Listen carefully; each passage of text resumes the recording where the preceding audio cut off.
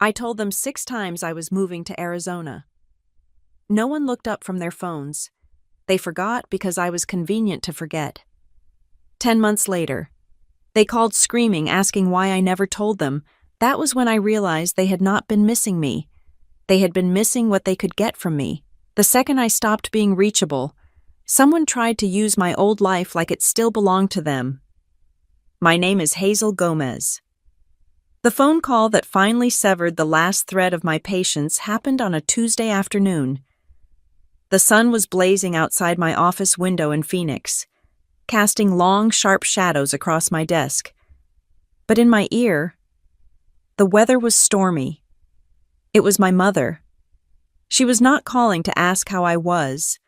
She was calling to scream. The volume was so loud, I actually had to pull the phone away from my ear. I could hear the tinny distortion of her voice bouncing off the glass walls of the conference room.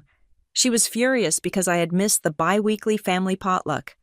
Apparently, Aunt Rosa had made her famous mole, and my absence was not just a vacancy at the table, it was, in her words, a personal attack on the family unit. "You are so selfish." "Hazel," she shouted, "you just disappear. You do not answer texts. You do not show up to help set up. Your father had to carry the folding chairs by himself. Do you have any idea how embarrassing it is when people ask where my daughter is, and I have to tell them I do not know?" I sat there, staring at a cactus on the windowsill. I let her run out of breath. I let the silence stretch out, heavy and uncomfortable, until I could hear her breathing on the other end. "Mom," I said, keeping my voice terrifyingly level, "when you say I disappeared, I need to clarify something. Which state do you think I disappeared from?" There was a pause. It was not a pause of realization. It was the pause of someone buffering, trying to figure out why the script had changed. "What are you talking about?" she snapped. "I am talking about the fact that I live in Arizona." I said, "I have lived in Arizona for 10 months. I cannot carry folding chairs for Dad because I am 800 miles away." The silence that followed that statement was different. It was the sound of a woman realizing she had absolutely no idea where her child was. Not because the child was hiding, but because the mother had never bothered to look. For 32 years, I was the furniture. I was the beige paint on the walls of the Gomez household. I was essential for structural integrity. But nobody ever stopped to admire me. I was the reliable one, the one who remembered that Uncle Tino was diabetic and needed the sugar-free cake, the one who drove everyone to the airport, but never had anyone waiting for her at arrivals. I was the background noise of their lives, a constant hum that they only noticed when it stopped. It is funny how invisibility works. It is not like the movies where you fade away. It is much more painful than that. You are right there, in high definition, but people look right through you to see what they want. I remember when I landed the interview for the senior compliance officer position. It was the biggest jump in my career. I told them at breakfast. I told them the date. I told them the time. When I came home that evening, beaming, ready to share the news that I had crushed it, my sister shoved a bag of dry cleaning into my hands and asked if I could drop it off tomorrow morning because she had a yoga retreat. No one asked how the interview went. 2 days later, my dad asked me if I was still working at the bookstore. I had not worked at the bookstore since I was 22. They did not forget because they were malicious. That would almost be easier to accept. Villains are interesting. My family was not villainous. They were just self-absorbed. They forgot because I was convenient to forget. Remembering me required effort. Using me required nothing. The breaking point came in the form of a job offer from a company called Stratus Solutions. It sounded fancy. The kind of vague corporate entity that manages data clouds or optimizes synergies. It was a good job, a great job, and it was in Phoenix, Arizona. I accepted the offer on a Monday. I spent the week packing my life into cardboard boxes, feeling a mix of terror and exhilaration. I was finally doing it. I was writing myself out of their background and into my own foreground. I decided to tell them at Sunday dinner. This was the holy grail of family time. The one time everyone was supposedly present. I cooked. Of course I cooked. I made 3 trays of enchiladas because my brother eats like a linebacker. I waited for a lull in the conversation. which was mostly my sister talking about her new boyfriend's startup and my dad complaining about the neighbor's fence. I have some news, I said. The chewing continued. My brother was scrolling through Instagram with one hand, shoveling forkfuls of cheese and tortilla into his mouth with the other. My mom was texting Aunt Rosa. I got a job, I said, a little louder. Mm-hmm. My mom hummed, not looking up. That is nice. Mija, did you remember to buy the limes? I am moving, I said, to Arizona. Next month. I looked around the table. I waited for the fork to drop. I waited for the head to snap up. I waited for someone, anyone, to ask, Arizona? Why? When? Are you scared? Are you excited? My dad reached across the table. Pass the salsa, he said. My sister looked up from her phone for exactly 1 second. Arizona is hot, she said, and then immediately looked back down to type a reply. That was it. That was the moment. The grand announcement of my departure.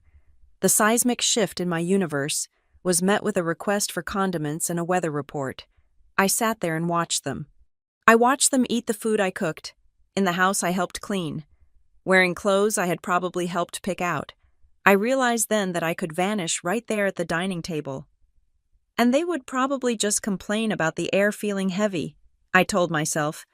Maybe next time they'll notice. Maybe when the boxes appear in the hallway. Maybe when I start selling my furniture. But I smiled to myself. A bitter, sharp thing that felt like forcing down gravel. I had been saying maybe next time for my entire life. I stopped trying after that dinner. I didn't make a scene. I didn't tip the table. I just stopped broadcasting. I became exactly what they treated me as. A ghost. I packed my car. I signed the lease on a studio apartment in downtown Phoenix that smelled like fresh paint and freedom. I drove away early on a Tuesday morning while the house was still asleep. I thought that was the end of it. I thought the tragedy was that they did not care enough to notice I was gone. I thought my punishment was their indifference. But as I sat in my office in Phoenix, holding the phone away from my ear while my mother hyperventilated about folding chairs, I realized I was wrong. Indifference is passive. What was happening now was active, because as I looked down at my desk, at the credit monitoring alert I had opened just before she called, I realized something that made my blood run cold. They had not just forgotten me. Someone had realized that a forgotten person is a very useful thing. When you are invisible, nobody notices when someone else starts wearing your life like a costume, and while I was busy building a new future in the desert, someone back home had been very busy resurrecting my past. The second time I told them, I made sure there were no enchiladas to distract anyone. It was 3 days after the Sunday dinner announcement, during a casual drop-by at my parents' house to pick up some mail. My sister was there, painting her nails on the coffee table, and my mom was folding laundry while watching a soap opera. I stood in front of the television, blocking the view of the dramatic confrontation between the villainous and the amnesiac lover. I start work on October 14th, I said. I am driving out on the 10th. That gives me 4 days to settle in. My mom leaned to the left to see past my hip. You are blocking the screen. Hazel, she said. Did you hear me? I asked. October 10th. I am taking the northern route. My sister blew on her wet nails. You should take the southern route, she said without looking up. It is prettier. Are you going to be back for Halloween? Leah wants to have a party. I stared at her. I am moving. I said, to Arizona. It is a 12-hour drive. I am not driving back 2 weeks later for a party. Oh, she said. Well, if you change your mind, bring ice. She did not ask where I was living. She did not ask about the job title. She asked for ice. The third time was with my dad. I thought maybe the women in the family were just too preoccupied with social logistics, so I cornered him in the garage. He was organizing his fishing tackle, a ritual he performed with religious solemnity despite not having gone fishing in 3 years. I helped him untangle a line. It was quiet, the smell of oil and sawdust hanging in the air. It felt intimate, the kind of setting where real conversations happen in movies.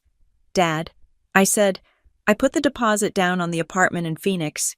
It is on the 3rd floor. No elevator. Going to be a workout moving the couch. He hummed, testing the tension of the reel. Make sure you lift with your knees, he said. You do not want a bad back like your uncle. I waited. I waited for him to ask for the address. I waited for him to say he would miss me. I am leaving the spare key under the mat when I go. I said, okay, mija, he said. Hey, remind your brother to bring my drill back. He has had it for 6 months. He was already mentally moving on to the next task, the next person. I was just a conduit for a message to his son. I was not the protagonist of the scene. I was the NPC giving a quest update. The 4th attempt was digital. I decided that perhaps verbal communication was the problem. Maybe they needed something they could see. I opened our family group chat, titled Gomez Fam Bam, a name my sister had chosen and which I secretly loathed. I typed out a message, just a reminder. I am moving to Phoenix next week. My last day in town is Tuesday. Let me know if anyone wants to grab coffee before I go. I hit send.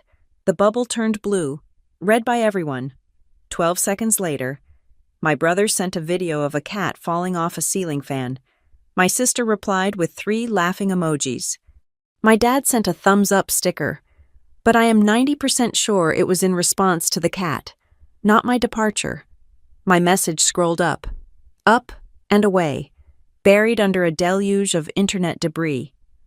No one reacted to the text. No one heart-reacted it. It was as if I had typed it in invisible ink. The 5th time, I got strategic.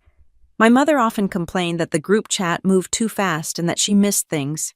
She claimed she preferred email for important matters because she could read it on her iPad with her reading glasses on. So, I drafted an email. Subject: Moving Logistics/Emergency Contact Info/new address. I attached a document with my new address in Phoenix, my work number, my landlord's name, and the dates of my travel. It was comprehensive. It was professional. It was impossible to misunderstand. I hit send at 9 in the morning. At 2 in the afternoon, I received a reply from her. Hazel, do you know the password for the Netflix account? Your father logged us out. I stared at the screen until the pixels started to blur. She had hit reply. That meant she had opened the email. She had seen the subject line. She had ignored the content entirely to ask for a password I had written on a sticky note and put on their fridge 4 years ago. The 6th time was the final straw. It was the night before I left. My car was packed. My room at their house, where I had stayed for a few weeks between leases, was stripped bare. The walls were empty. The closet was open and void.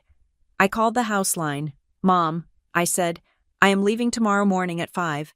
I probably will not stop by to say goodbye because it is so early. Oh, okay, she said. Her voice was distracted, the sound of pots clanging in the background. I am driving alone, I said. It is going to take 2 days. Make sure you drink water, she said. You get headaches when you are dehydrated. And do not forget to pick up the milk on your way over Sunday. I gripped the phone. Mom, I said, I am not coming over Sunday. I will be in Arizona. Right, she said. Well, drive safe. Love you. She hung up. I stood there in the silence of my empty room. I looked at the phone in my hand. Then, I opened my laptop. I work in compliance. My entire professional life is built on the concept that if it is not documented, it did not happen. I track risk. I manage audits. I ensure that when things go wrong, there is a clear, undeniable trail showing exactly who dropped the ball. I created a new folder on my hard drive. I named it the Arizona Exit. Inside, I placed a screenshot of the group chat with the cat video bearing my announcement. I saved a PDF of the email I sent my mother, along with a timestamp of her reply about the Netflix password. I noted the date and duration of the phone calls in a spreadsheet. I even took a photo of the calendar in my parents' kitchen where I had written Hazel Moving Day in bright red marker on the 10th. I did not do this because I wanted to sue them. I did not do it because I wanted to hurt them. I did it because I knew them. I knew that in 6 months, or a year, or whenever they finally looked up and realized I was not there to fix the Wi-Fi or mediate a dispute, they would rewrite history, They would claim I abandoned them. They would say I snuck away in the night like a thief. They would paint themselves as the victims of a cold, ungrateful daughter. Gaslighting is not always a conscious plot. Sometimes it is just a defense mechanism for people who cannot bear to admit they simply did not care enough to listen. I needed the proof for myself. I needed to know that I was not crazy. I needed to look at those files and remind myself that I had tried. I had screamed into the void, and the void had asked for a password. I stood in the center of the room, the moonlight cutting across the floorboards. I felt a profound, aching hollowness in my chest. It was not the sadness of leaving. It was the crushing weight of a question that had been forming in the back of my mind for years. If I actually disappeared tomorrow, if my car went off a cliff in New Mexico and I vanished from the face of the earth, how long would it take them to realize I was not just late for dinner? I suspected the answer was measured not in hours, but in missed favors. They would notice I was gone only when they reached for me and found nothing but air. The morning I actually drove away was anticlimactic. There was no cinematic goodbye. No one ran out to the driveway in their pajamas to wave until my car was a speck on the horizon. My father was in the yard, watering the hydrangeas. He looked at my fully loaded sedan, tapped the roof twice with the flat of his hand, and told me to watch out for hydroplaning because the forecast called for rain in 3 states. That was it. That was the benediction I received for uprooting my entire existence. Watch out for puddles. I drove for 2 days. I listened to 12 hours of podcasts and drank enough bad gas station coffee to vibrate through the steering wheel. But the further I got from the humid, clinging air of my hometown, the lighter my chest felt. By the time I crossed the state line into Arizona, the landscape had stripped itself bare. The green clutter of the East Coast gave way to vast, open red earth and sky that looked too big to be real. Phoenix was a shock to the system, but a good one. It was 105 degrees when I pulled up to my new apartment complex, but it was a dry heat, the kind that evaporates the sweat off your skin before you even know you are perspiring. My apartment was small. It was a 1-bedroom on the 2nd floor with a balcony that overlooked a parking lot and a row of palm trees. But it was mine. I paid the rent. I chose the throw pillows. I decided where the spoons went in the drawer. For the first few weeks, I felt like a diver coming up for air. I had spent 30 years holding my breath, waiting for permission to exhale, and suddenly, I could breathe. The silence in my apartment was not the heavy, loaded silence of my parents' house, where quiet meant someone was angry or ignoring you. This silence was clean. It was empty space waiting to be filled. I threw myself into the newness of it all, at Strata Solutions. I was not Hazel the invisible daughter or Hazel the doormat. I was Hazel Gomez, the senior compliance officer who knew how to navigate complex regulatory frameworks. My colleagues invited me to happy hour on my 3rd day. We went to a place with string lights on the patio and margaritas the size of fish bowls. A woman named Sarah, who worked in HR, asked me about my hobbies. She actually waited for the answer when I told her I liked hiking. She did not interrupt me to talk about her yoga class. Instead, she invited me to join a group that hiked Camelback Mountain on Saturday mornings. I went, my lungs burned, and my legs felt like jelly. But standing at the top, looking out over the grid of the city shimmering in the heat, I felt a surge of pride that nearly knocked me over. I took a picture of the view. The sun was rising, painting the sky in violent shades of purple and orange. Old habits die hard.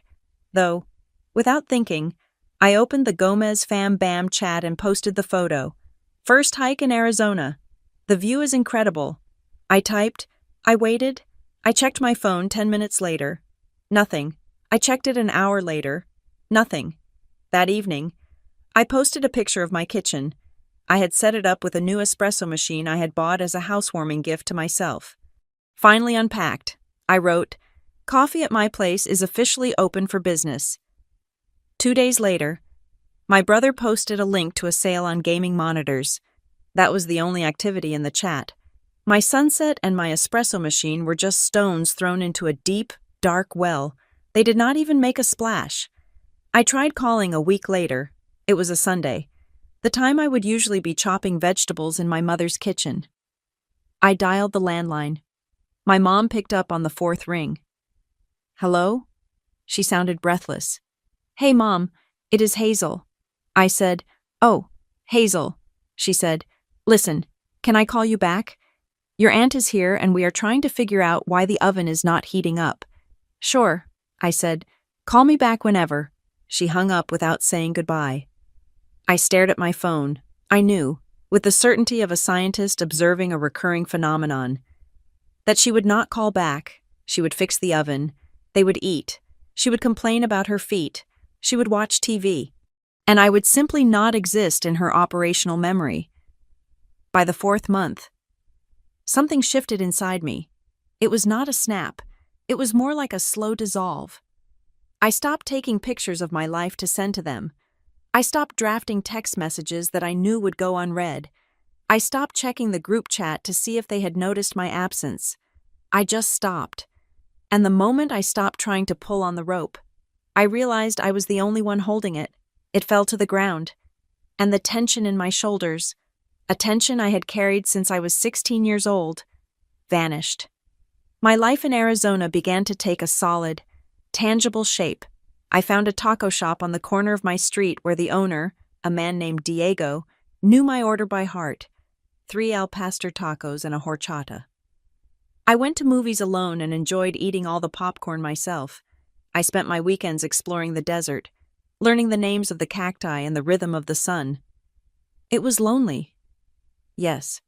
There were Friday nights when I sat on my balcony and watched the cars drive by and wished I had someone to tell about my week. But it was an honest loneliness. It was better to be alone in an empty apartment than to be alone in a room full of people who shared your DNA. Here, the silence was my choice. It was peaceful. I was building a life that fit me, not shrinking myself to fit into the cracks of someone else's. I was happy, or at least, I was content in a way I had never been before. I was real. Then came the Tuesday in late February. I was at work, reviewing a stack of audit reports. When my phone buzzed, it was a notification from my email. I usually ignored personal emails during work hours, but the subject line caught my eye. Confirmation of contact information update. It was from the State Department of Motor Vehicles back home. I frowned.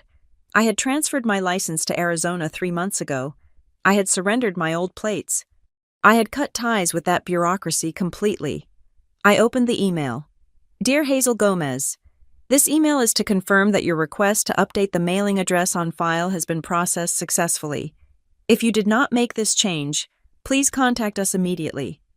I sat back in my ergonomic chair, the hum of the office air conditioning fading into the background. I read the email again. I had not requested an update. I had closed that file. My first thought was that it was a glitch. Government systems were notorious for being outdated and clunky. Maybe their system had finally caught up with my move and was sending a belated confirmation. But then I saw the date of the request. It was dated yesterday. And the new address listed was not my apartment in Phoenix. It was not my parents' house. It was an address I did not recognize. A P.O. box in a town 3 towns over from where I grew up. A cold prickle of unease started at the base of my neck. Why would the DM5 back home be updating my file? And why would they be moving my address to a P.O. box I had never rented? I hovered my mouse over the link to the dispute form. It felt small. It felt like a clerical error. But my gut, the same gut that had told me to drive away and never look back, tightened. I had spent months accepting that I was invisible to my family. I had made peace with being forgotten, but as I stared at that screen, I realized that being forgotten was one thing. Being used was something else entirely. Someone had not just forgotten I left. Someone was counting on it. It was month 7 when the delusion finally shattered. By April, the desert heat was beginning to flex its muscles, turning my morning commute into a bright, blinding drive through a landscape that looked nothing like the gray, overcast suburbs of my childhood. I had fallen into a rhythm. I worked, I hiked, I paid my bills, and I existed in a peaceful vacuum where my family was concerned. The silence had become a texture I wore comfortably, like a well-broken-in pair of boots. Then, on a Tuesday afternoon, my phone vibrated against the mahogany surface of my desk. It was a text from my sister. This in itself was rare. Usually, she only communicated through group chat memes or requests for links to things I had already sent her. "Hey," the message read, "can you swing by the insurance agent's office on Main Street today before 5? They need a signature on the policy renewal for Dad's truck. I am stuck in a meeting and Mom says she has a migraine." I stared at the screen. The request was so mundane, so utterly casual, that for a split second, I thought I had hallucinated the last 7 months of my life. I actually looked out the window at the saguaro cactus standing sentinel in the parking lot, just to confirm my own location. I picked up the phone and typed back, "I cannot do that." The reply came instant. "Why? Are you busy? It will only take 10 minutes. I felt a vein in my temple throb. It was not anger. It was a profound sense of disorientation. I typed slowly, enunciating the words in my head as my thumbs hit the glass. "I am in Arizona. I have lived in Arizona since October." I watched the screen. The little gray bubble with the 3 dancing dots appeared. It pulsed for a long time. It vanished. Then it appeared again. Then it vanished again. It was like watching a mime perform a scene about confusion. Finally, her reply popped up.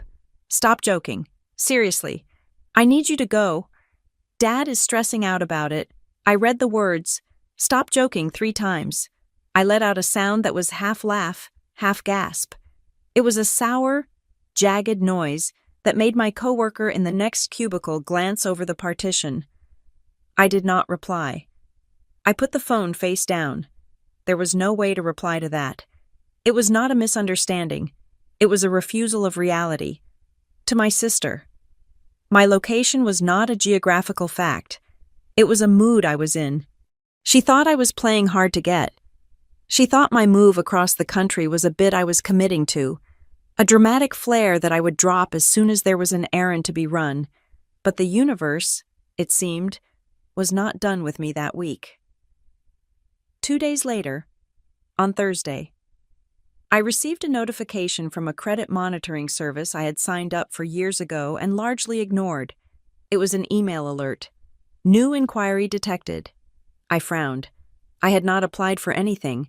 I was not buying a car. I was not opening a new card. I clicked the link, expecting to see a glitch or perhaps a soft check from my existing bank.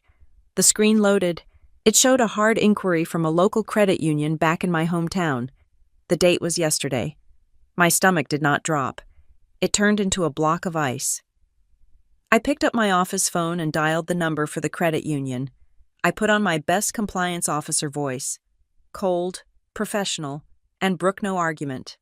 "This is Hazel Gomez," I said when the loan officer picked up. "I am looking at an inquiry on my credit report dated yesterday. I did not authorize this." There was the sound of typing on the other end. "Well, Ms. Gomez," the officer said, his voice cheerful and oblivious, "we have the application right here. It is for a personal loan, $5,000. It looks like it was submitted in person at our downtown branch." I gripped the receiver so hard my knuckles turned white. "In person?" I asked. "Yes, ma'am," he said. "That is impossible." I said, "I am in Phoenix, Arizona. I was in Phoenix, Arizona yesterday. I have been in Phoenix, Arizona for 7 months." The typing stopped.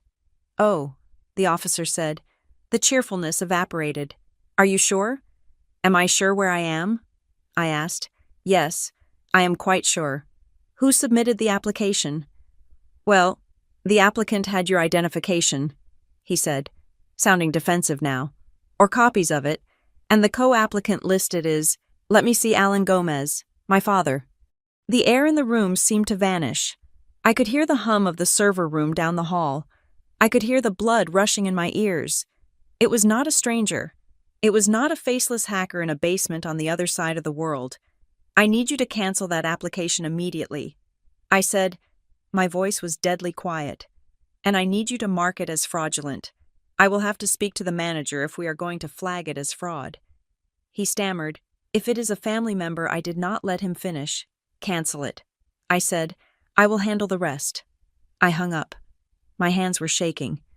Not with fear, but with a sudden, violent clarity. I opened my laptop. I logged into everything. I went through my bank statements, my old email accounts, the digital debris of the life I thought I had left behind. I found it. It was not just the loan. There was a utility bill for the house back home that had been switched into my name 3 months ago. There was a renewal for a gym membership I had canceled 2 years ago.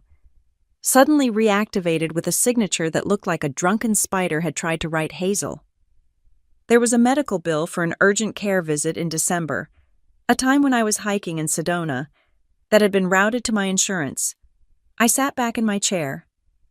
The office around me was bustling with the pre-weekend energy of Friday afternoon, but I felt like I was sitting in the center of a crater.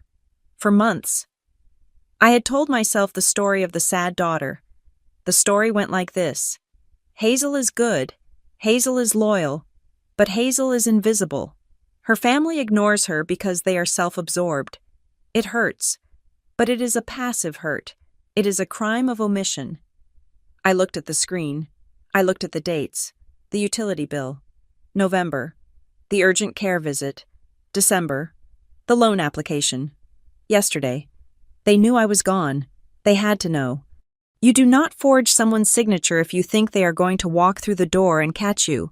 You do not use someone's social security number to secure a loan unless you are absolutely certain they are too far away to notice the mail. My sister's text, stop joking, was not denial. It was gaslighting. It was a command. Come back to the role we assigned you. Be the person who signs the papers. Be the person who absorbs the debt. Be the person who exists solely to make our lives frictionless. And if you are not here to do it, we will just do it for you. The phrase they did not notice died in my throat. It was replaced by something much darker, something that tasted like copper and ash. They noticed. They noticed I was gone, and they realized that my absence was an opportunity. They were not missing me. They were looting me. I closed my laptop. The screen went black, reflecting my own face back at me. I looked different than I had 7 months ago. My skin was a little darker from the desert sun. My hair was shorter, but it was the eyes that were different. The softness was gone. The pleading look, the look that begged for a scrap of attention, had been burned away. I was done being the ghost. I was done being the convenient excuse. I reached for my phone, but I did not call my sister. I did not call my father. I did not send a text begging for an explanation. I opened a new browser tab and searched for flight schedules to Chicago.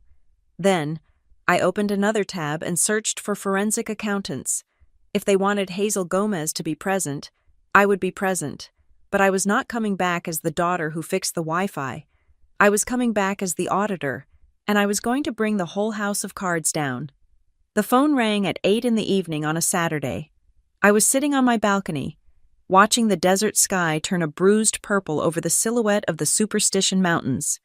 My laptop was open on the small patio table, the screen glowing with the evidence of the fraudulent loan application I had uncovered the day before. I looked at the caller ID. Mom, I knew this call was coming. The timing was too precise. My refusal to run the errand for my sister had likely percolated through the family grapevine, mutated into a grievous insult, and finally reached the matriarch. I picked up the phone. I did not say hello. I just pressed the green button and held it to my ear. Hazel. My mother's voice was a serrated blade. You have some nerve. I took a sip of my iced tea. The condensation on the glass was cold against my fingers. Good evening to you too. Mom, I said. Do not get smart with me, she snapped. Aunt Maria just called me. She said you were not at her 50th birthday party. She said she set a place for you and you just did not show up. Do you know how much that catering cost per head? Do you know how stupid I looked explaining that my daughter is too important to show up for family? I looked at the cactus in the corner of my balcony. It was thriving. It required nothing from me but sunlight and space. I did not show up because I am not there. I said, "Oh, stop it," she shouted. "Stop with the excuses. You are always busy. You are always working." But this was 50 years. Hazel, 50. You could have driven over for an hour. It is selfish. It is completely irresponsible. I let her finish. I let the echo of her accusation hang in the warm night air. Mom, I said, my voice steady, devoid of the trembling that used to plague me when I was younger. I did not drive over for an hour because that drive would take me 26 hours. I live in Arizona. The line went dead silent. It was not a technical glitch. It was the silence of a brain hitting a wall it refused to acknowledge. What are you talking about? She asked, her tone dropping from anger to a dismissive scoff. I live in Arizona, I repeated. I moved here 7 months ago. I work here. I sleep here. I pay rent here. No, you did not, she said immediately. The speed of her denial was breathtaking. You never said anything about moving to Arizona. I closed my eyes for a second, summoning the file folder in my brain where I kept the timeline. I told you at Sunday dinner on September 12th. I said, I made chicken enchiladas. I told everyone at the table I got a job at Stratos Solutions and was moving in October. You asked me if I bought limes. That never happened. She said, I told you again via email on October 5th. I continued, my voice hardening. The subject line was moving logistics. I included my new address. You replied asking for the Netflix password. I do not read all those emails. She said, you know I am bad with technology. I told Dad in the garage while he was fixing his fishing tackle.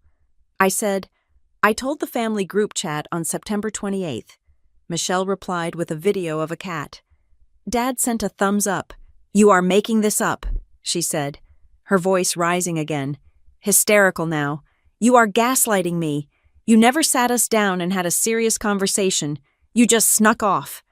I gripped the phone tight. Serious conversation? I asked.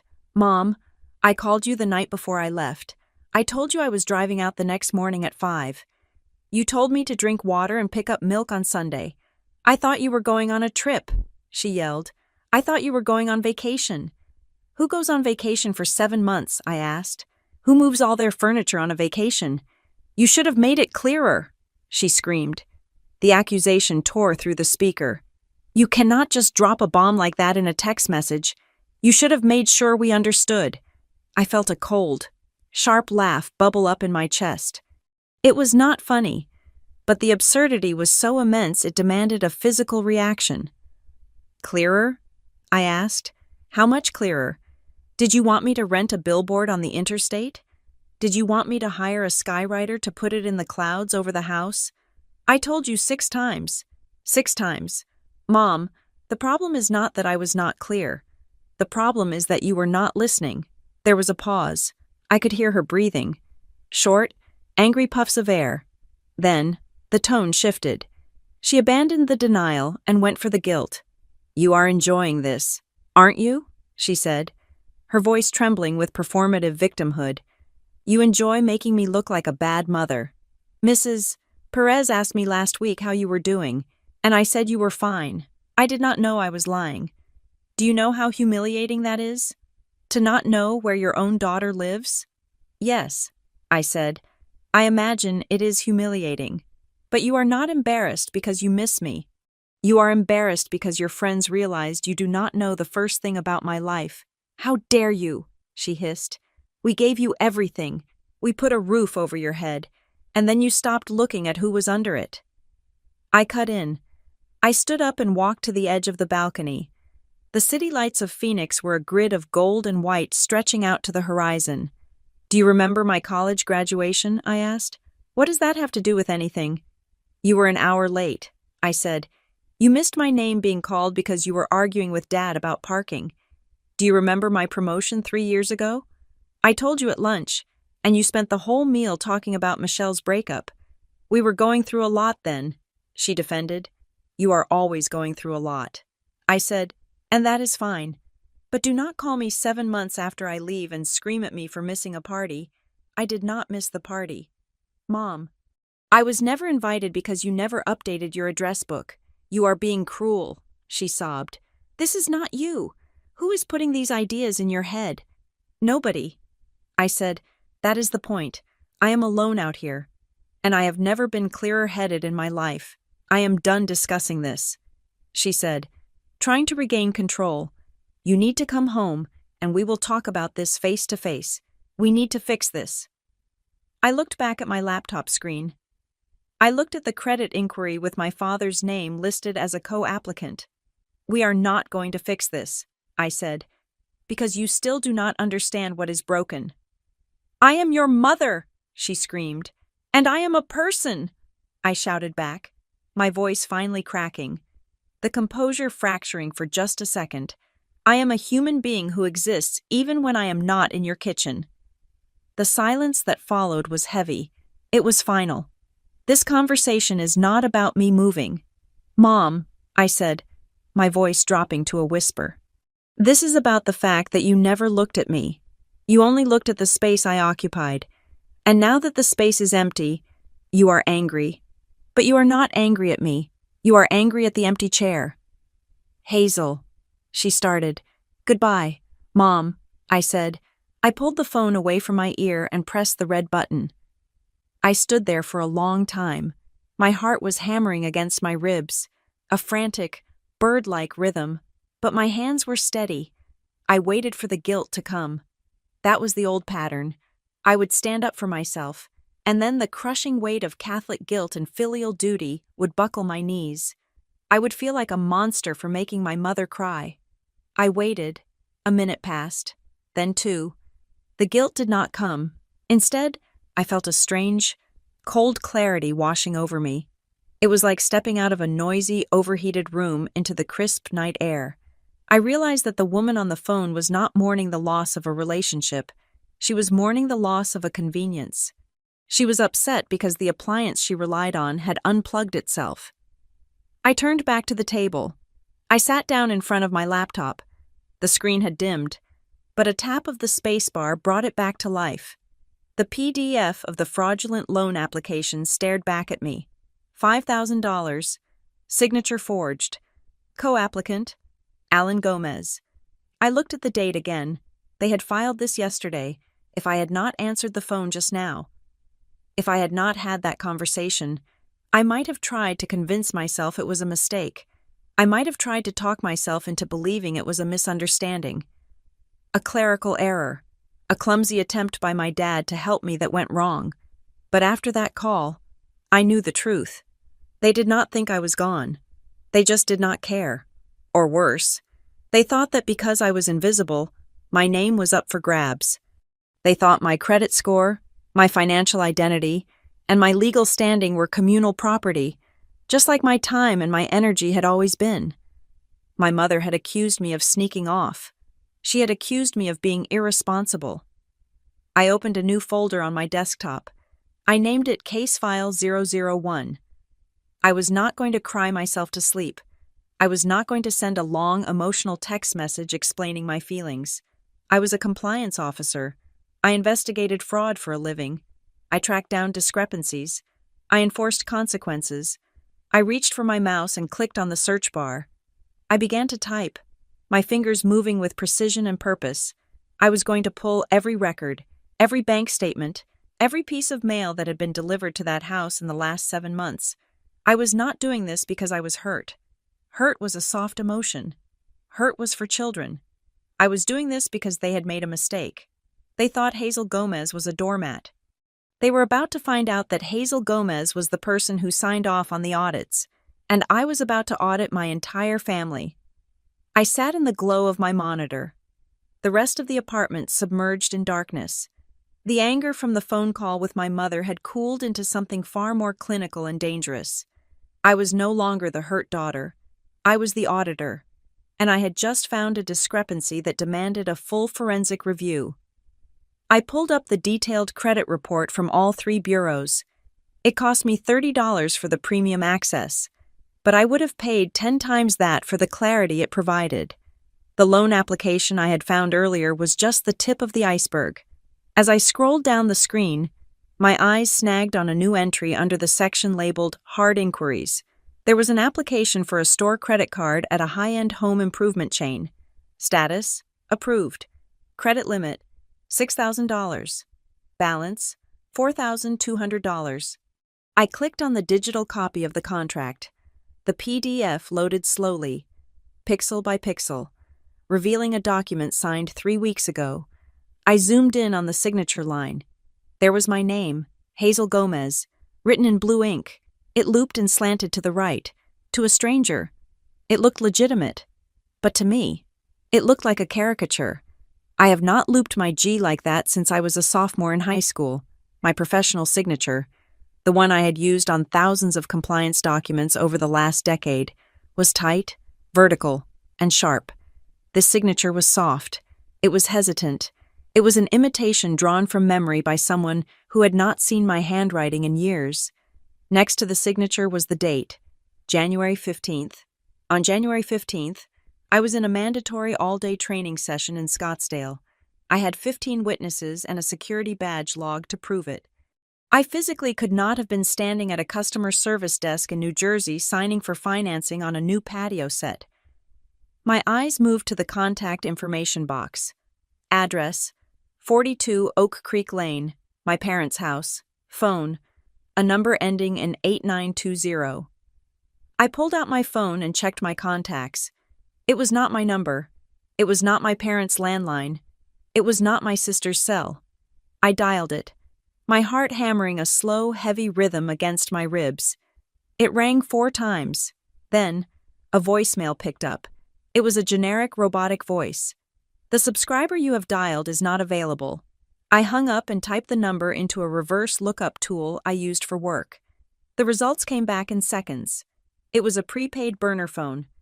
Activated 2 months ago, the realization hit me with the force of a physical blow. This was not a misunderstanding. This was not my father getting confused about co-signing rules. This was a premeditated setup. Someone had bought a burner phone to list on applications so that when the banks called to verify the identity, they would call the burner. Not me. They knew. They knew I was gone. They knew I was not checking. And they had built a system to keep it that way. I needed to verify who was holding the smoking gun. I picked up my phone again. It was late back east, almost 11 at night. But I did not care. I called my brother first. He picked up on the second ring, sounding groggy. Hello? Leo, I said. I am looking at a credit card application for a home improvement store. It was opened in my name 3 weeks ago. Do you know anything about this? There was a pause, a long, heavy pause. I could hear the rustle of sheets. What? No. Why would I know about that? He said. His voice was pitched too high. It was the voice he used when he was 10 and broke a vase. Someone bought $4,000 worth of lumber and patio furniture. Leo, I said, did you guys build a new deck recently? I mean, Dad fixed the porch, he stammered, but I do not know how he paid for it. Look, Hazel, it is late. Maybe it is identity theft.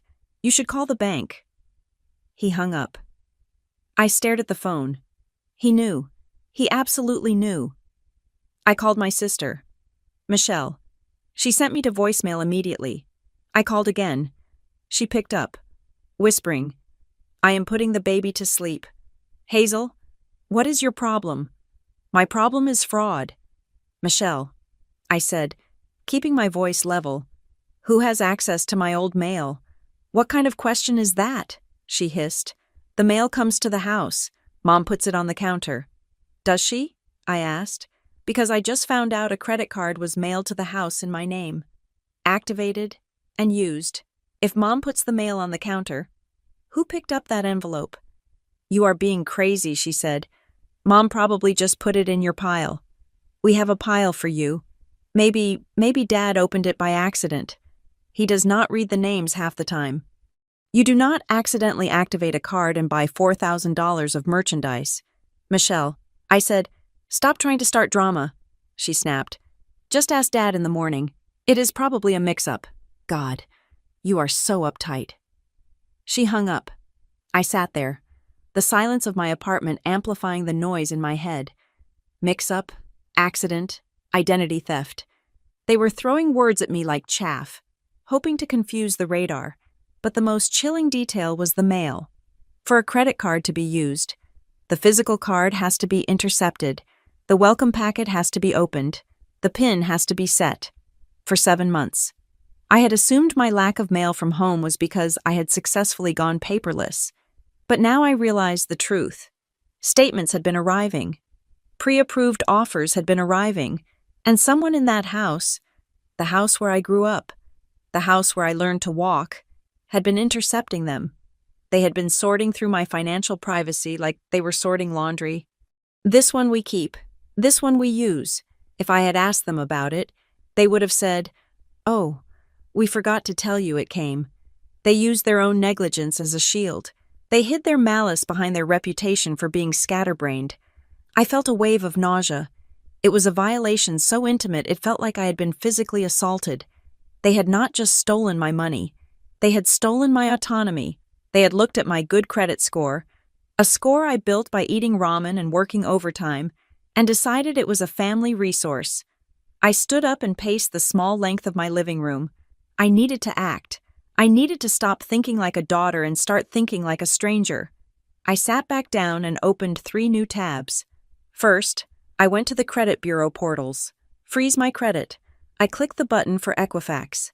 Locked. I clicked the button for Experian. Locked. I clicked the button for TransUnion. Locked. I set a PIN that was a random string of numbers.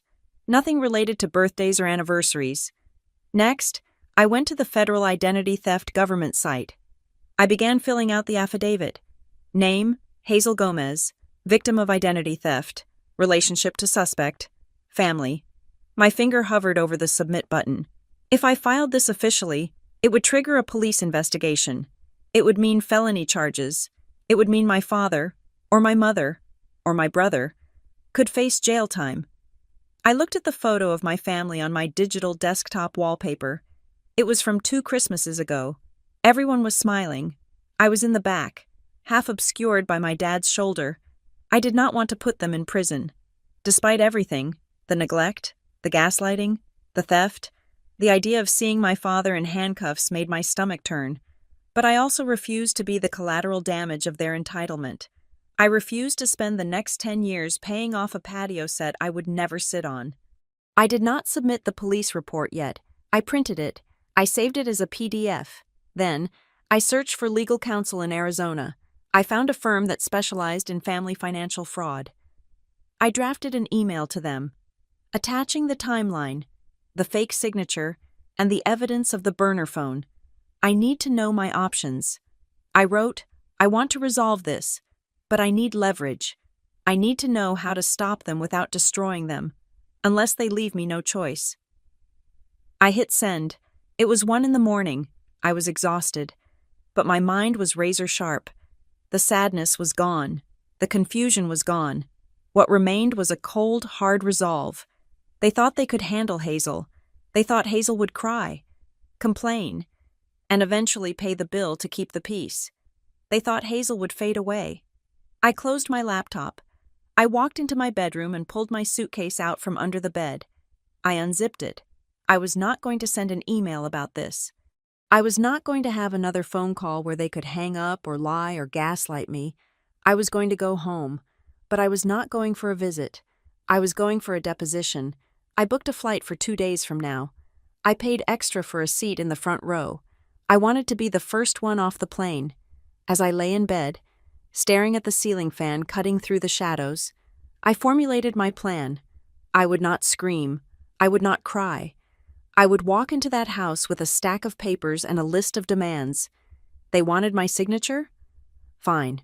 I would give them one last thing to sign. And this time, they would be the ones reading the fine print.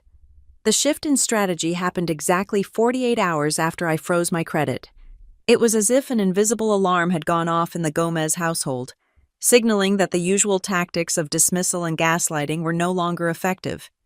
The silence from their end, which had previously been a weapon to make me feel small, suddenly turned into a barrage of warmth.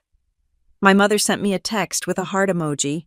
My sister sent a picture of my nephew holding a drawing that vaguely resembled a stick figure. My father left a voicemail that did not ask for a tool or a password, but simply said he hoped the weather in Phoenix was nice. Then came the request. It was my mother again, but her voice on the voicemail was unrecognizable. It was soft, trembling, and dripping with a manufactured fragility. "Hazel," she said, "please call us back. We feel terrible that there has been such a misunderstanding. We cannot talk about this over the phone. Signals get crossed. Voices get raised. We need to see you. We need to sit down and clear the air. Please come home for the weekend. We can have a nice dinner. Just family." I listened to the message twice, a year ago. That tone would have broken me. I would have booked the first flight home, desperate to soothe her anxiety, eager to take the blame just to restore the peace. But I was not that Hazel anymore. I was an auditor who had seen the fraudulent balance on a home improvement credit card. I knew that misunderstanding was their code word for "we got caught and need to spin the narrative." I called back, but I did not apologize. "I will come," I said, "but we are not doing this at the house." "What?" my mother asked, caught off guard. "Why not?" "I will make your favorite roast." "No," I said, "we are going to meet at Luigi's." Luigi's was a loud, bustling Italian restaurant downtown where our extended family often held celebrations. It was public, it was crowded, and it was neutral ground. Mom hesitated, "But it is just a family talk." "Why do we need to go out?" "Because I'm coming into town for Aunt Rosa's retirement dinner anyway." I lied smoothly. I knew the dinner was that Saturday because I had seen the invite on Facebook. The invite they had forgotten to send me. "We can talk before the guests arrive." In the main dining room, I could hear the gears turning in her head. She could not say no without admitting she did not want witnesses. "Fine," she said tightly. "Saturday at 6. I hung up and turned to my printer. It had been whirring for the last hour, spitting out warm, crisp sheets of paper. I was not going to this dinner with just my feelings. Feelings were subjective. Feelings could be argued with. My family excelled at dismantling feelings. They would tell me I was too sensitive, that I was imagining things, that I was remembering it wrong. So I prepared to bring the one thing they could not dismantle: documentation. I bought 2 binders, sturdy, black, professional binders. In the first binder, I assembled the timeline. I labeled it clearly: communications and notifications regarding relocation. I punched holes in the screenshots of the group chat. I included the email with the subject line, "Moving Logistics," and the time-stamped reply about the Netflix password. I included the call logs from my cell provider, highlighting the dates and durations of the calls where I had explicitly stated my departure. I even included a copy of the lease agreement I had sent to my dad's email when I needed a reference, which he had never opened. This binder was the shield. It was the defense against the "you never told us" narrative. The second binder was the sword. I did not label this one. Inside, I placed the credit report. I highlighted the hard inquiries. I included the PDF of the loan application with the forged signature. I included the transaction history of the credit card used for the patio furniture. I included the photo of the signature on the receipt, which I had obtained by calling the store's loss prevention department and claiming I was doing a personal audit. I organized it all with the cold precision of a prosecutor. There was no emotion in the paper. There were just facts, dates, amounts, IP addresses. On Thursday night, I went to Sarah's apartment. Sarah was the colleague from HR who had first invited me hiking. She was also terrified of conflict, but she was brilliant at corporate communication. "I need you to drill me," I told her. She sat on her couch, holding a glass of wine. "Okay, pretend I am your mom. Hazel, you are making such a big deal out of nothing. We are family." I took a breath. I wanted to scream. I wanted to launch into a 5-minute monologue about respect and boundaries. "That is not the point," I began. "I feel like you do not respect me when—" "Stop," Sarah said. She held up a hand. "Too many words. You are explaining. When you explain, you are giving them permission to argue with your reasoning. Try again," she said. I looked at her. "The unauthorized use of my credit is a crime, not a family matter." I said. "Better," Sarah said, "but colder. Take the emotion out." I tried again. "I did not authorize those charges. I require them to be paid." Sarah nodded. "Perfect. Short, dull. Do not give them a handle to grab onto. If they ask why you are doing this, do not say because I am hurt. Say because it is fraud. We practiced for 2 hours. I learned the art of the gray rock method. I learned to say no without following it with because. I learned that silence was not a void to be filled, but a wall to stand behind. I also set a rule for myself, a hard line in the sand. If anyone raises their voice, I leave.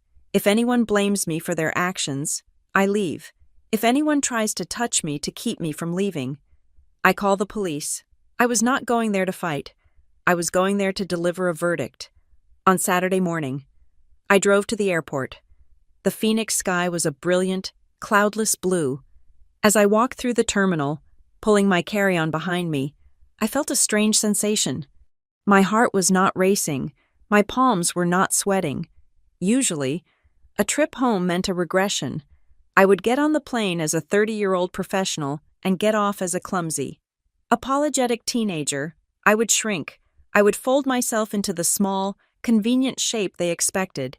But as I sat at the gate, waiting for boarding Group B, I looked down at my bag.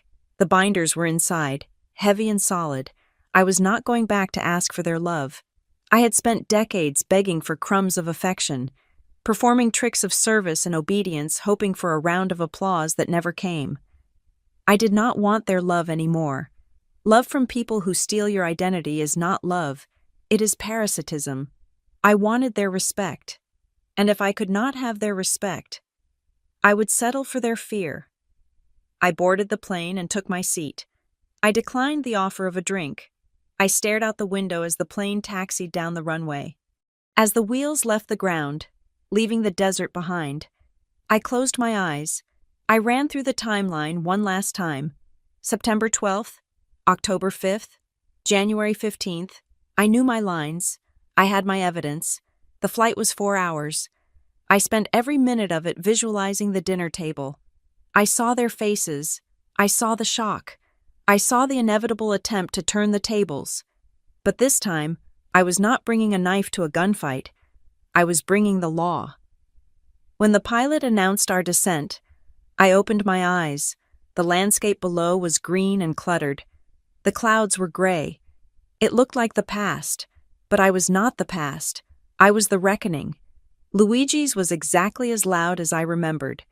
The air smelled of garlic knots and marinara sauce, and the din of 40 different conversations bounced off the faux brick walls. I walked into the main dining room at 6:05. My family was already seated at a large round table near the kitchen. They looked up as I approached. There was a beat of silence, and then the performance began. My mother stood up, wiping her hands on a napkin, her face arranging itself into a mask of bewildered affection. "Hazel," she exclaimed, reaching out as if to hug me. "Look who decided to grace us with her presence. We were just saying we didn't know if you'd actually show up. You have been so hard to pin down lately." She made it sound like I was a flaky teenager who had lost track of time at the mall, not a woman who had flown 2,000 miles to confront a felony. I did not hug her. I pulled out the chair opposite my father and sat down. I placed my bag on the floor and laid the 2 black binders on the table in front of me. The thud they made was heavy enough to rattle the silverware. I am not hard to pin down. "Mom," I said, my voice cutting through the noise of the restaurant, "I am in Arizona. My sister, Michelle, rolled her eyes and tore a piece of bread from the basket. Here we go again with the Arizona thing. She said to the room, 'Can we just order? I am starving.'" My mother sat back down, sighing theatrically. "Hazel, honey," she said, her voice dropping to that condescending register she used when she thought I was being hysterical. "We are all glad you are here, but you have to understand why we are upset. You cannot just run away and not tell anyone. It scares us." I looked around the table. My brother, Leo, was staring intently at his menu, refusing to make eye contact. My father was drinking his iced tea a little too quickly. I did not run away. I said, "And I did not fail to tell you." "Oh, stop." My mother waved a hand. "You think you said something, but you didn't. You are always in your head. Hazel, you think thoughts count as conversations." I opened the first binder. I did not think it. I said, "I documented it. I flipped to the first tab. September 12th. I said, keeping my tone flat and professional. Sunday dinner. I announced I was moving to Phoenix for a job at Stratos Solutions. Mom, you asked if I bought limes. Dad, you asked for the salsa. I flipped the page. September 28th. Group chat. I posted, I am moving to Arizona next week. Michelle. You replied with a video of a cat. I spun the binder around so the laminated screenshot faced them. The image of the text thread was blown up, undeniable in high definition. Michelle squinted at it. Who remembers a text from 7 months ago? She scoffed. People send texts all the time. That doesn't mean anything. I flipped to the next page. October 5th. Email sent to Mom. Subject, moving logistics, included address, dates, and contact info. Mom, you replied asking for the Netflix password. I pointed to the timestamp. You opened the email. Mom, you hit reply. You cannot say you didn't see it.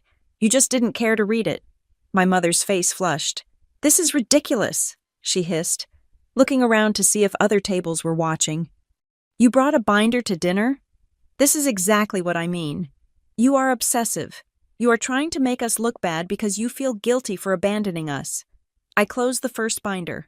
I do not feel guilty, I said, and I'm not trying to make you look bad. I am establishing a baseline. A baseline for what? My father asked. His voice was rough. It was the first time he had spoken. For this, I said. I opened the second binder.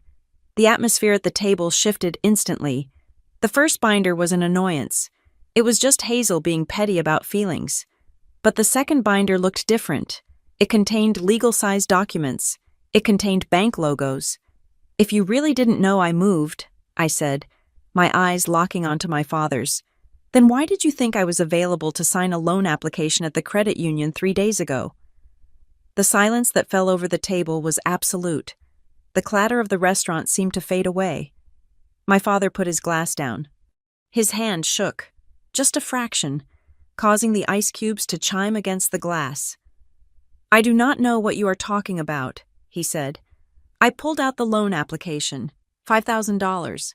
I read, applicant, Hazel Gomez, co-applicant, Alan Gomez, date of signature, last Thursday. I slid the paper across the table. It stopped right in front of his plate. I was in Phoenix on Thursday. Dad, I said, I was at work. I have a security log that proves I swiped my badge at 8 in the morning and left at 6. So, who walked into the bank with you and signed my name? My mother looked at the paper, then at my father. Alan? She whispered. He didn't look at her. He looked at me, and his face wasn't confused. It was panicked. It was just a bridge loan. He muttered, just to cover the truck repairs until the bonus came in. I was going to pay it off next month. You wouldn't have even known. I felt a sharp pain in my chest, but I pushed it down. I wouldn't have known? I repeated. It is on my credit report. Dad, that is my financial identity. You committed fraud. It is not fraud, my sister interjected, though she looked pale. It is family. We help each other. Dad needed the truck for work. You have a fancy job now. You have plenty of money. Why are you being so stingy? I turned to her. And the patio furniture? I asked. I pulled out the second document, the credit card statement from the home improvement store, $4,200. I said, signed January 15th. Michelle's mouth snapped shut. I looked at the signature on the receipt copy. That is not even a good forgery. I said, you looped the G? I haven't written my G like that since high school. My mother looked from my father to my sister. She looked like she was watching a car crash in slow motion. You bought the patio set? She asked Michelle. You told me you won that in a contest at work. Michelle crossed her arms, defensive and shrinking at the same time. I needed it, she said, her voice rising. My backyard looked like trash. Hazel wasn't using her credit. She wasn't even here. I slammed the binder shut. And there it is, I said. I stood up. I felt 10 feet tall. You all claim you didn't know I moved, I said, my voice shaking with suppressed rage. You screamed at me for not telling you. You made me feel crazy. But here's the truth. I leaned over the table. If you didn't know I moved, why didn't you call me when my mail kept coming to the house? Why didn't you text me and say, Hazel, you have a credit card offer here? I looked at my father. You knew I wasn't there to open the mailbox. Dad, you knew. Because if I had been living at home, I would have seen the statements. You counted on me being gone. You used my absence to steal from me. And then you used my silence to cover it up. My father looked down at his lap. My mother was staring at him with a look of horror, not because he had done it, I realized, but because he had been caught. Hazel, please, my mother said, reaching for my hand. Sit down. People are staring. We can fix this. We will pay it back. Just don't make a scene. I pulled my hand away. I am not making a scene. Mom, I said, I am making a report. I picked up the binders. I have already filed a fraud alert with the credit bureaus. I said, the accounts are frozen, and on Monday morning, I am filing an affidavit of identity theft with the police.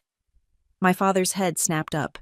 You wouldn't, he said, you wouldn't put your own father in jail. I am not putting you in jail. I said, you put yourself in jeopardy when you signed my name. I am just protecting myself. Because if I don't report this as fraud, the law says I am liable for the debt, and I am not paying $5,000 for a truck I don't drive and a patio I don't sit on. But family, my sister started to cry. Family doesn't steal. Michelle, I said coldly. I looked at them one last time. They looked small. They looked pathetic. They were not the giants who had ruled my life with their indifference. They were just people who had gotten used to taking things that didn't belong to them.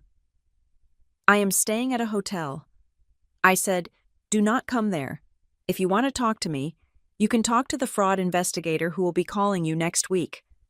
I turned and walked away. The waiter was coming toward the table with a tray of water glasses. I stepped around him. Behind me, I heard my mother start to sob, and my father start to shout at Michelle. They were already turning on each other. The alliance of convenience had shattered the moment the bill came due. I walked out into the cool evening air of the parking lot. I got into my rental car and locked the doors. I sat there for a moment, waiting for the tears. But there were no tears.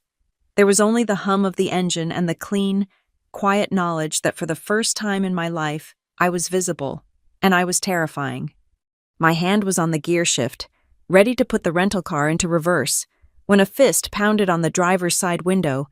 It was my father. His face was flushed, sweat beading on his forehead under the parking lot lights. Behind him, my mother and sister were hurrying across the asphalt, their heels clicking frantically. Hazel, open the door, my father shouted through the glass. Do not drive away like this. I looked at him. A year ago, I would have unlocked the door immediately. I would have been terrified of his anger.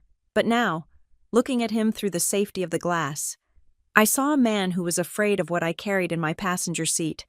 I rolled the window down 3 inches. We are done talking. Dad, I said. No, we are not. My mother panted. Arriving at his shoulder, she looked around nervously at the people leaving the restaurant. Come back inside. The manager said we can use the private room in the back. We can sit down and work this out quietly. No one needs to know. I shook my head. I'm not going into a private room. I said, I am not going into a dark corner so you can whisper me into submission. That is how we got here. You counted on everything staying in the dark. You are ruining this family, my mother burst out, tears finally spilling over. She grabbed the door handle, pulling uselessly against the lock. You are destroying us over money. We are your flesh and blood, and you are acting like a police officer. How can you be so cold? You are tearing this family apart. I looked her dead in the eye. The family is not breaking because of the truth. Mom, I said, it is breaking because of what you did. You cannot blame the structural engineer when the house collapses because you stole the beams to build a patio.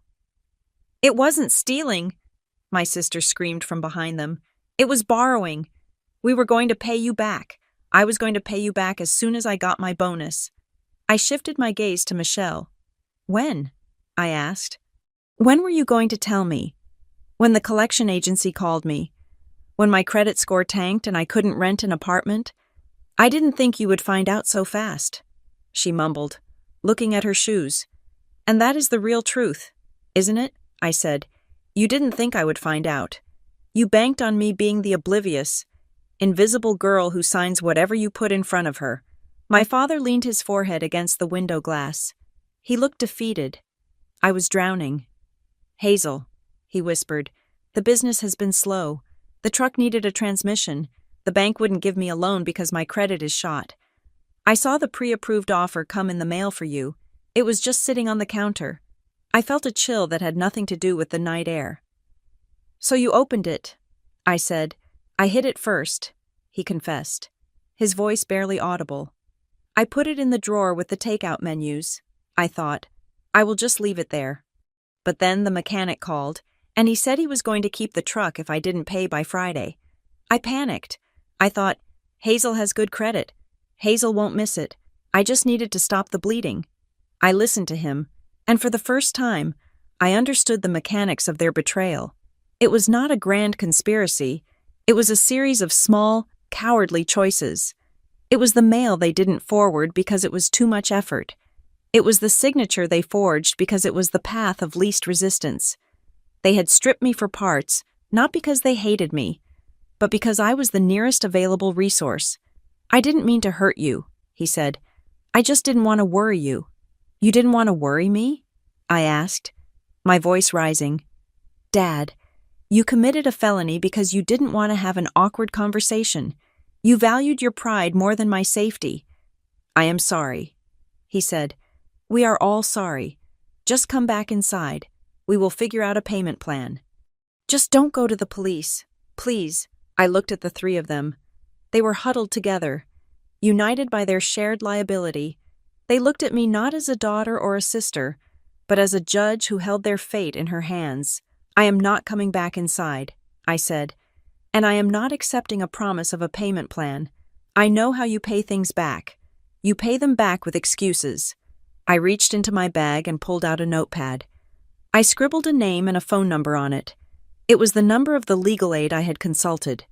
Here is how this works, I said, passing the paper through the crack in the window. You have two choices. Choice A. You go to the bank on Monday morning. You sit down with the manager. You sign an affidavit admitting that the debt belongs to you. You transfer the loans into your names. You assume full legal responsibility. And choice B? My sister asked, her voice trembling. Choice B is that I file the police report I have sitting on my laptop. I said, and then the state of Arizona and the state of New Jersey will decide what happens to you. My mother gasped. You wouldn't try me? I said, but we can't qualify for those loans on our own. My father protested. That is why we used your name. Then you sell the truck. I said, you sell the patio furniture. You sell whatever you have to sell to clear my name. That is not my problem anymore. I put the car in reverse. The backup lights illuminated their stunned faces. Hazel, wait, my mother cried. You are going to leave like this? After everything? What about us? What about the family? Are you just going to cut us off because we made a mistake? I stopped the car. I kept my foot on the brake. I looked at her one last time. I am not cutting you off. Mom, I said, I am willing to have a relationship with you. I am willing to answer your calls. I am willing to visit for holidays. Hope flared in her eyes. Really? She asked. Yes, I said, but only if that relationship is based on respect. I am done being the safety net. I am done being the resource you mine when you are desperate. If you want me in your life, you have to look me in the eye and see a person, not a bank account. I took a deep breath. The air in the car felt clean. And the first step to respect, I added, is cleaning up your own mess. You have until Monday at noon to send me proof that you have spoken to the bank. If I don't hear from you, I call the detective. Hazel. Goodbye. Mom. I lifted my foot off the brake and pressed the accelerator. I did not peel out. I did not speed. I drove away slowly, deliberately, navigating the rental car out of the lot and onto the main road. I watched them in the rearview mirror until they were just small, dark shapes under the orange glow of the streetlights. They were still standing there, arguing, pointing fingers at each other. For the first time in 32 years, I was not the one trying to fix it. I was not the glue holding the cracks together. I was the one who had walked away. I turned onto the highway that would take me back to the airport. The road ahead was dark, but the dashboard lights were bright and steady. I turned on the radio. Music filled the car, drowning out the phantom echoes of their pleading voices. I had lost $5,000. I had lost the illusion of a happy family. But as I merged onto the interstate, watching the miles tick up on the odometer, I realized I had gained something far more valuable. I had gained the ability to say no, and for the first time, I knew they could hear me. Monday arrived with the heavy, suffocating heat of a desert noon. I sat at my desk at Strata Solutions, my email inbox open, the clock in the corner of my screen ticking down the seconds. 11:58, 11:59. I had my finger poised over the send button on the email addressed to the fraud detective. I was not bluffing. I had spent the weekend drafting the affidavit, attaching every screenshot, every receipt, and every timeline entry. I was ready to burn the bridge, the foundation, and the ground it stood on, if that was what it took to clear my name. At 12 o'clock exactly, a new email popped into my inbox. The sender was my father. The subject line was blank. I opened it. There was no message in the body of the email. There were just 3 attachments. The first was a scanned document from the credit union. It was a formal acknowledgement of debt assumption. It stated that the loan previously listed under Hazel and Alan Gomez had been refinanced solely into the name of Alan Gomez. The interest rate was predatory, high enough to make me wince, but my name was gone. The second attachment was a receipt from the home improvement store. The credit card account had been closed. The balance had been paid in full. The third attachment was a photo. It was a picture of our driveway back home. My father's fishing boat, the one he had spent 10 years sanding and varnishing in the garage, was gone. In its place was an oil stain and empty space. I let out a breath I felt like I had been holding since I was 16. They had done it. They had not done it because they wanted to. They had done it because I had forced them to look at the edge of the cliff. My father had sold his pride and joy to save his reputation. It was a consequence, a real, tangible loss. I did not reply with thank you. I replied with 2 words, received, confirmed. I closed the fraud file on my computer. I did not delete it. I archived it. A compliance officer never destroys evidence. She just moves it to long-term storage. 3 days later, I scheduled a video call. I set the terms. It would be 30 minutes. No shouting, no crying, just business. When their faces appeared on my screen, they looked older. My father looked tired. The lines around his mouth etched deep. My mother looked small. My sister, Michelle, looked at the camera with a mix of defiance and shame. "We are clear," I said, skipping the pleasantries. "My credit is frozen. It will stay frozen. If any mail comes to that house with my name on it, you are to write return to sender and put it back in the box. You do not open it. You do not hold it. We understand," my father said. His voice was gravelly. "We fixed it. Hazel, the boat is gone." "I know," I said, "and I appreciate that you did the right thing, even if you did it late. But we need to set a new baseline." I looked directly into the camera lens. "I am not your resource," I said. "I am your daughter. If you need money, you ask. And if I say no, the answer is no.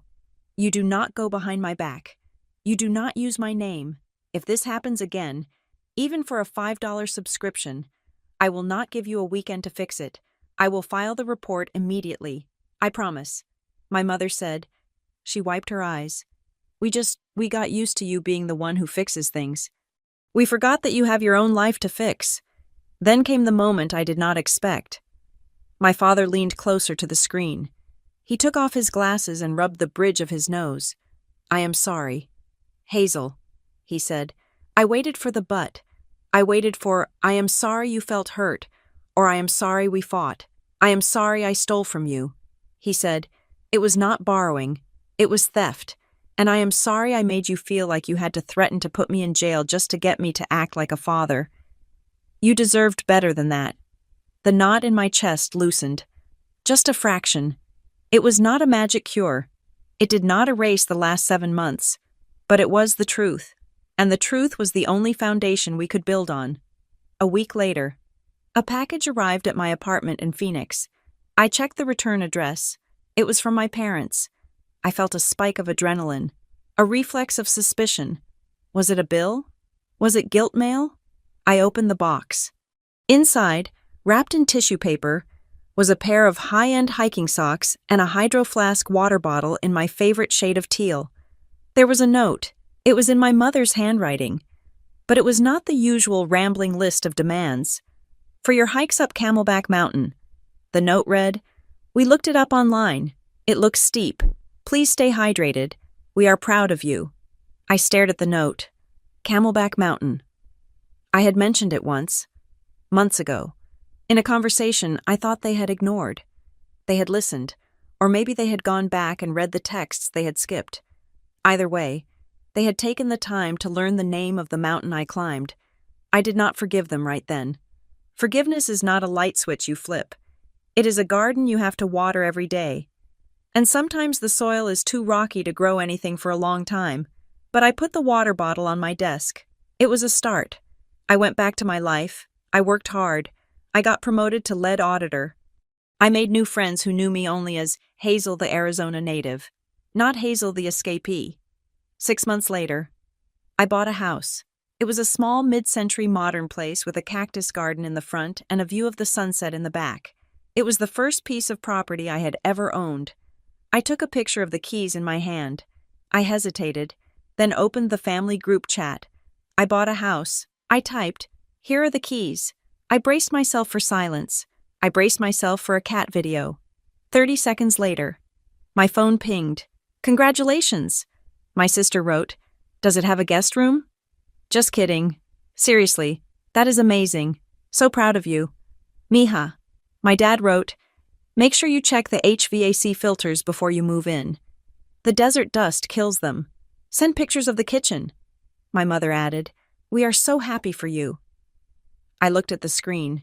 They were responding to me, not to the idea of me, but to the actual event happening in my life. The dynamic had shifted. I was no longer the background noise. I was the signal. The final test came on a Sunday evening. I was sitting on my new patio, watching the sky turn that impossible shade of bruised violet that only exists in the desert. My phone rang. It was my mother. I picked it up. "Hello?" "Hi, Hazel," she said. Her voice was clear. There was no TV blaring in the background. She was not doing dishes. "Hi, Mom," I said. "We were just sitting here," she said, "and we were wondering how are you?" I waited. I waited for her to ask about my job title, or my salary, or when I was visiting. "How are you really?" she asked again. "Are you happy out there?" The question hung in the air, simple and terrifying. She was asking about my internal state. She was asking to see me. I leaned back in my chair. I looked at the cactus garden I had planted myself. I looked at the life I had carved out of the red earth. "I am happy. Mom," I said. "I am really happy." I could hear her smile through the phone. "That is good," she said. "That is all we wanted to know. Tell us about it." And she waited. She did not interrupt. She just listened. I used to think that the tragedy of my life was that I was invisible. I spent years screaming, waving my arms, trying to reflect enough light to catch their eye. But as I sat there, telling my mother about the hummingbird that visited my feeder, I realized the truth was much simpler. I thought I was invisible. Turns out, I was just standing in the wrong place, in the lives of people who refused to look up. Now that I had moved, I could finally be seen. Thank you so much for listening to my story. This was a journey of finding a voice in a room that wanted silence. I would love to know where you are tuning in from. Are you listening from a quiet room of your own? Or on a busy commute? Let me know in the comments below so we can share our thoughts together. Please remember to subscribe to the channel Lily Revenge Stories, like this video, And hit that hype button so this story can reach even more people who need to hear it. Stay strong and keep writing your own truth.